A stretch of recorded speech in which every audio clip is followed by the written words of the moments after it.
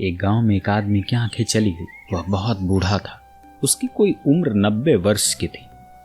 उसके घर के लोग ने, उसके 8 लड़के थे, उन 8 ने उससे प्रार्थना की कि आंखों का इलाज करवा लिया जाए। चिकित्सक कहते हैं कि आंखें ठीक हो जाएंगी। उस बूढ़े आदमी ने कहा कि मुझे आंखों की क्या जरूरत, मेरे 8 लड़के हैं, उनकी 16 आंखें, उनकी 8 पुत्रियां हैं, उनके 16 आंखें, मेरे पास 32 आंखें हैं। मुझे आंख की क्या जरूरत है? मुझे कौन सी जरूरत है आंख की? मैं अंधा भी जी लूंगा। उन लड़कों ने बहुत प्रार्थना की, लेकिन वो बूढ़ा माना नहीं। उसने कहा कि मुझे आंखों की जरूरत ही क्या है, मेरे घर में मेरी 32 आंखें हैं। दिन आखिर बीत गए। एक रात उस भवन में आग लगी। वे 32 आंखें बाहर हो गई। वह बूढ़ा भीतर रह गया।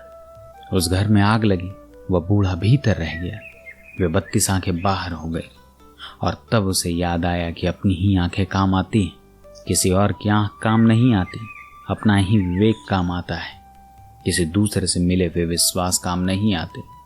जीवन में चारों तरफ 24 घंटे आग लगी हुई है। हम 24 घंटे जीवन की आग में घिरे हुए हैं। वहां अपनी ही आंख काम आ सकती है, किसी और की नहीं। न महावीर की आंख काम आएगी, न बुद्ध की, न कृष्ण की, न राम की, न अल्लाह की, किसी की नहीं। किसी की आंख दूसरे के काम नहीं आ सकती।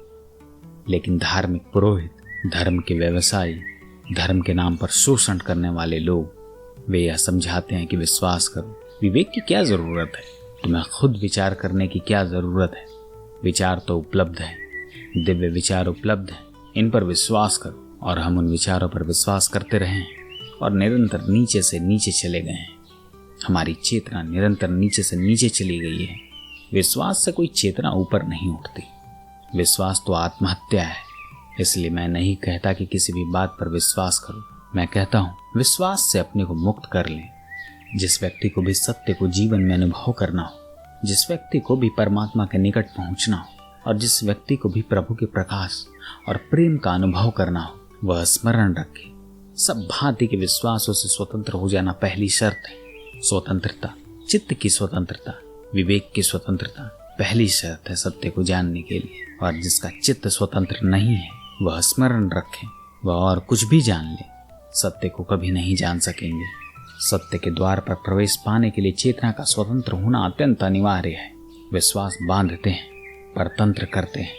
श्रद्धाएं बांधती हैं, परतंत्र करती हैं। शास्त्र और सिद्धांत बांधते हैं और परतंत्र करते हैं।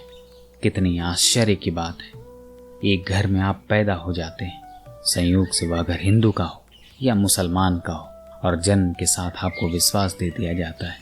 फिर जीवन भर आप कहेंगे कि मैं हिंदू हूँ, और कोई कहेगा मैं मुसलमान हूँ, कोई कहेगा मैं ईसाई हूँ, कोई कहेगा मैं जैन हूँ। कहीं जन्म के साथ कोई ज्ञान मिला है? खून से ज्ञान का कोई संबंध है? पैदाइश से कोई धर्म का संबंध हो सकता है? अगर पैदाइश से दुनिया के लोग धार्मिक होते तो सारी दुनिया धार्मिक होनी चाहिए थी। यह दुनिया धार्मिक है। इस बात का सबूत है कि जन्म के साथ धर्म का कोई संबंध नहीं हो सकता है। लेकिन हम सब जन्म से धार्मिक बने हुए हैं, और ये जन्म से बने हुए धार्मिक ही सारे उपद्रव का कारण है। दुनिया में इनके कारण ही धर्म का अवतरण नहीं हो पाता है। जन्म से कोई धार्मिक नहीं होता, जीवन से धार्मिक होता है। जन्म से किसी का कोई संबंध, किसी विश्वास से होने का कोई कारण नहीं है।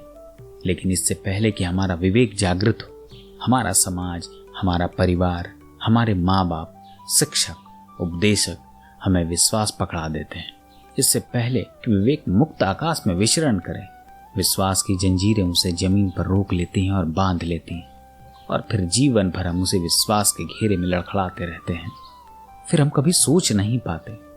जिस आदमी का कोई भी विश्वास हो, जिसके कोई बिलीव हो, वह आदमी कभी विचार नहीं कर सकता, क्योंकि हमेशा वह अपने विश्वास के बिंदु से देखना शुरू करेगा। वह जो भी विचार करेगा वह पक्षपातग्रस्त होगा। वह जो भी विचार करेगा वह उसकी पूर्ण धारणा में आबद्ध होगा। वह जो भी विचार करेगा वह हमेशा आधार और झूठा होगा, उसका निज का नहीं हो सकता है। और जो विचार अपना न हो, जो विवेक अपना न हो, वह असत्य है। उसकी कोई सच्चाई नहीं है, वह कोई वास्तविक आधार नहीं है जिस पर जीवन को खड़ा किया जा सके। अगर आपको विचार पसंद आ रहे हो तो चैनल को सब्सक्राइब करना ना भूलें। धन्यवाद।